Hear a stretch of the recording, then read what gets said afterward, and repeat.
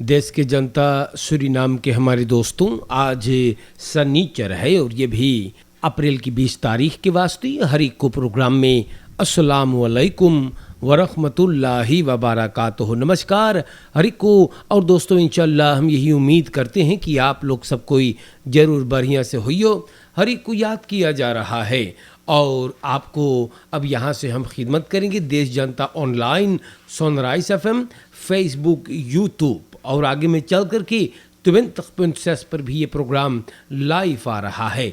आप जनता को याद करते हैं और यहाँ से कोशिश रहेगा आप सभी के नाम हम दैनिक समाचार पेश करें। तो देश के जनता दाखबलात सूरीनाम में ये बात बयान करल है और आज सनीचर के दाखबलात में लिखल बा सोन एक्स मिनिस्टर शमसुद्दीन आन खहौदा। तो बेटा जो है एक्स मिनिस्टर रोलिना शमसुद्दीन के ये दोंदरदाख के गिरफ्तार होकर के और हवालात में डाल दिया गया है। पुलिसी योगसाक ये सईदन देलक जो है इसके बारे में छानबीन होता है और ये बंदा खुद हाजिरी दिया है सिपाही के यहाँ पर। ओपनबार मिनिस्टेरी से बात करने के बाद इसको हवालात में बंद कर दिया गया। इनकर ऊपर इल्ज़ाम है कि 10 साल की एगो लड़की को ये सेक्सुअल खराब कर देइस बा, मतलब जिस्मानी संबंध बनाइस है और बदमाशी करिस बा। दाखबलात सूरीनाम को पता चलल है वो लड़की के बाप से बात करी से और बाप बताइस कि दोंदरदाख 28 मार्च को वो आन खिफ्त किया अपने रिसोर्ट में। ओकर बेटी बताइस है कि उनकर साथ किया हुआ। वुंसदाख 27 मार्च को रियास इनके साथ अंतुख्त प्लेख करिस बा। मिनिस्टर शमसुद्दीन बोले कभी हम लोग से एकरे बारे में न बात करिस बा। बाप अखबार से बतैले रहा है। केंद फरदाख्त बोले रियास हम लोगन के घरे आवत रहा खुरुंत और फ्रौत खरीदे। उ रोज रियास 5 गो बिलियतन फैन 5 असर दी 3 क्वार्टिस और एगो डबल छौड़िया के दे रहा। बाप बोले हैगा हम में एक को रेदन आहे रियास को बसवार करे के सोमर। बोले het recht zal zegevieren. DNA voorzitter Jennifer Simons और लेदन भी कैबिनेट फंड प्रेसिडेंट के इनलिख्तिंगदिन्स भी बातचीत करी सेगा स्लाख्तोफर के बाप से। तो बड़ा मुइलक बा हमारे जनता। और ये नौजवान जो है एक्स मिनिस्टर रोलिना शमसुद्दीन का बेटा ये हवालात में है। तो बड़ी अफसोस की बात है कि ऐसे ऐसे औलाद भी पैदा हो जाए जो न अपन माई के नाम एकदम बर्बाद कर डालिस, खुद के नाम भी और इतना बेइज्जत करिस अपने माँ को। ऐसे लोगों को हम क्या कहें मेरे जनता, बहुत मुइलक चीज़ भाई सब। इन ब्रेकर 2 खराक वानी का किसी सिपाही दोंदरदाख 18 अप्रैल को लाश बरामद करिस है फरदाख्त रगिलियो के। या हमारे देश के जनता श्री किसुन वैख सोफिया स्लुस में 3 गो क्रिमिनलन कोशिश करले रहले एक मकान में चोरी करे के। बना दिल द आपे स्कौतू लगे फरकलार करिसवा कि उनकर बेटा गोली चलाइल है क्रिमिनलन पर। ई मामला में फरदाख्त सरखियो देई Schot verwonding से spoedeisende hulp geil ba. Politiebewaking met derde verdachte die op de vastgestelde beelden te zien is बोले फरार है और फर्दर onderzoek पेश को तो 18-jarige dame एबिगेल पे को भी गिरफ्तार करिसबा। बोले चोरवन को उतारे रहा फरमात एड्रेस पर रगिलियो देई। हाँ, फरदाख्ता जोन 2 लाख, हाँ जी, जो देहांत हो गया इनकर छाती पर गोली लगा है। स्कोतु हाउस onderzoek करिसबा आन खीफल लगे स्लाब कामर में बैठवा के वापन त्रोमल मिलल बा। स्कोतु onderzoek करे है कि कौन वापन से गोली चलाया गया या वो खदक थे या नहीं और दर्द फरदाख्त को तलाश किया जाता है। तो देश की जनता ये मामला भी हुआ है और एगो क्रिमिनल को गोली मार दिया गया है। चलो शुक्र हुआ एक राक्षस तो कम हुआ ना। हाँ, और हमारे देश के जनता खबरें आप लोगन के नाम पर है। 36-jarige vrouw beroofd van tas. Tijdens vlijt के सिपाही के woensdag की रात की melding मिलता है straatberoving के, और हमारे देश की जनता अमत स्त्रात में ये बात हुआ। आन खेफ्तर बोले हम डाम कंती खड़ा रही और ब्रह्म फित्सर दुआ राइडर के साथ हबड़ा भइल। मौका पाते ही बोले ये लोग हमारे ताश को घाइजिस 300 रुपया पर 16 डॉक्यूमेंट लेकर के ये लोग चले गए हैं। तो यह औरत को सब 300 सरदेई से गरीब कर गई है। Autobestuurder overvallen aan de Tigricatisstraat। तो अचानक से चोरी चपाटन फिर से उधियाई गई हैं और 3 गो क्रिमिनल अंदर दाख की रात को एक ऑटो बस्तूरदर को तिगरिकातिस्त्रात में बरोफ करिन है। देश के जनता बहुत मोइलक बा फरक्लारिंग जोन आन खेफर देवे है। ई बोले दादर्स बदमसवन कटलिस ले रहले, बोले हल्स कहते हैं हमार घाइचिस कटलिस से बदराई करीशेगा और एगो स्वार्थ खलाकता मरक तुई में बैठ कर के लोग लतूर वखंती चल गए हैं। अंदर सुख अबे ई केस में चालू है। यंग मन ओवरफॉल ऑन द मासोनस्त्रात। तो देश के जनता देखो ना, ये पहला, दूसरा, तीसरा और चौथा चोरी के केस हैगा। पुलिस परमारी बहु फ्राइडाग के सवेरे मेल्डिंग पावे है एगो बरोफिंग के मासोनस्त्रात में 3 गो क्रिमिनलन एगो स्वार्थ खलक्त गाड़ी में हल्फतुई 18 बरस के एगो लोंडा के ऊपर हमला कर देन है। 500 रुपया इनकर ताश में था, मोबाइल टेलीफोन। आन खेफर बोले हम वही रास्ता में मासोनस्त्रात में खड़ा रही, अदमियन नोतो में से उतरल है, कॉलफ से हमरे मूड़ी मारिन है और रसोई उठा करके ये लोग चले गए।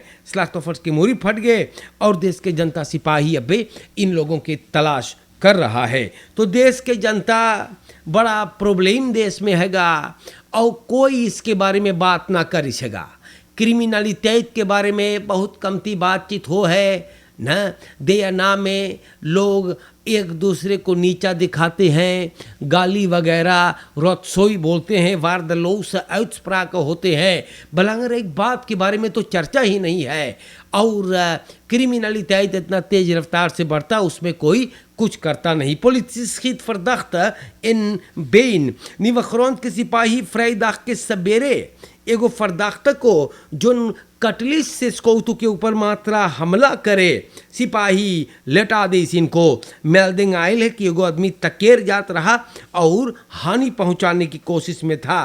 पुलिस गया मेल्डिंग पर और सचमुच देखे कि एगो आदमी कटलिस से रिगेरी करेगा, एकदम मस्ती चढ़ रहा, सिपाही के ऊपर हमला करना चाहा और सिपाही उनको गोली मारी सेगा भैया पाँव में।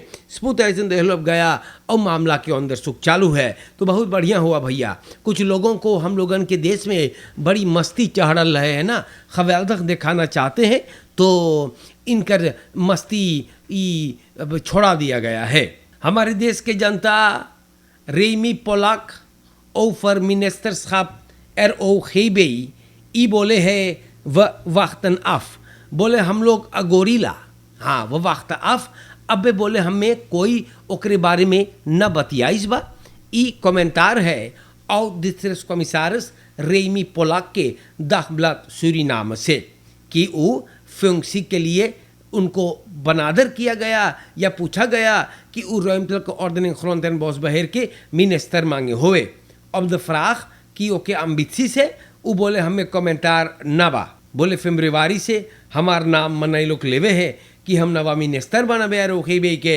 और देश के जनता ये आदमी बोले हैगा कि फेब्रुआरी में खरुख्तबी थे कि रोलिल शामसुद्दीन को सबन सैस्पोर पर रखते हैं और देश के जनता ई बहुत ज़मीन, हाँ जी ज़मीन के प्रॉब्लम हुआ, खशुमल हुआ और देश के जनता ई मफरवा खुद निकल करके और चली गई है। तो हम आप लोगों से बताएला चाहे जो भी आएगा भैया, रोलिना शमसुद्दीन थी चाहे रेमी पोलाक आएंगे, सब ज़मीन सब अपने अपने परिवार को धनवान करेंगे और आप जइयो भाड़ में। या जो देश के जनता पगला घत एक दूसरे से आप लोग लड़ रहे हैं, ये लोग तो सिर्फ पैसों के लिए और अपने फ़ायदे के लिए बस बहु सौखनाम देश से बड़ा मोहब्बत करते हैं। Gayadin over Onslag Samsudin. Dit staat ook in Dagblad Suriname. Misschien wordt ze juist gepromoveerd. बोले हैं हमारे लिए ये कचम्बो के बात नहीं होगा जब कुछ घड़ी के बाद RO खेबेई के मंत्री रोलिना शामसुद्दीन को एक और भी बढ़िया पोजीसी मिलेगा या तो देश के जनता बोले en DP heeft geen cultuur om partijleden af te straffen wanneer zij een fout begaan.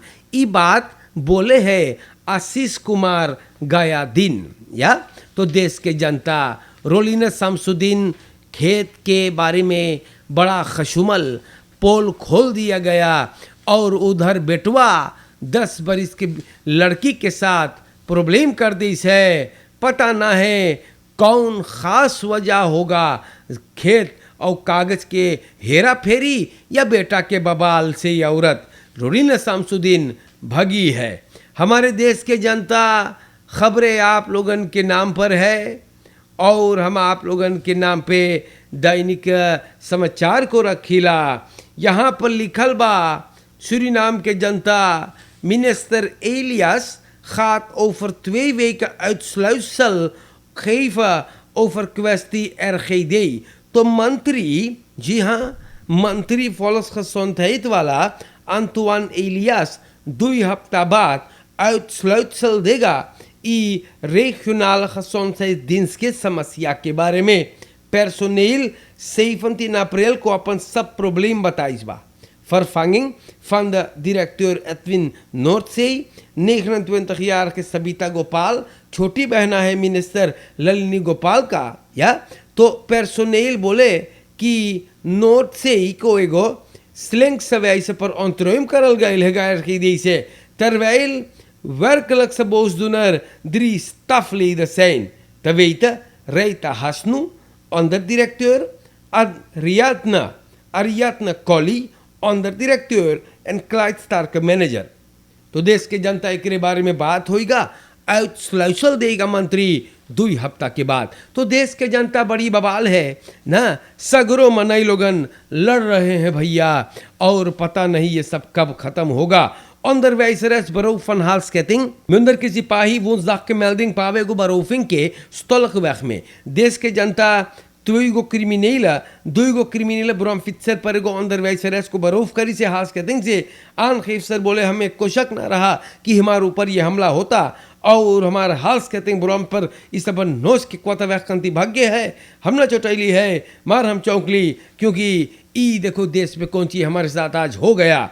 Vice-president अधीन vertegenwoordig president Bouterse in Ghana. तो vice-president Ashwin अधीन president Bouterse को vertegenwoordig करता है uitnodiging पर van Utomfuo Osei Tutu. तो देश के जनता ये koning है van de Asantehene van 19 tot 23 april Republiek Ghana में vice-president और डेलीगेसी ई बसूक पर जाएंगे और वहाँ पर बातचीत होगा भैया और ई लोगन गैल है फेई अश्विन अधीन गाना की तरफ रवाना हुआ है और ज़रूर भैया देश के लिए ज़रूर फ़ायदा लेकर के आएंगे ना और inauguratie plechtigheid भी रहेगा van de diplomatieke vertegenwoordiging van de Republiek Suriname in de Ghanese hoofdstad Accra। तो सूरीनाम के जनता ये सब बातें अखबार में लिखल है और विce प्रेसिडेंट अश्विन अधीन गाना की ओर गया है ये खबर दखबलत सूरीनाम बयान करता है। तो देश के जनता ये सब बड़ा बवाल हैगा और पता ना है भैया कि ये सब चीज़ कब तक चलेगा। gevecht met houwer en messen tussen huurder en verhuurders.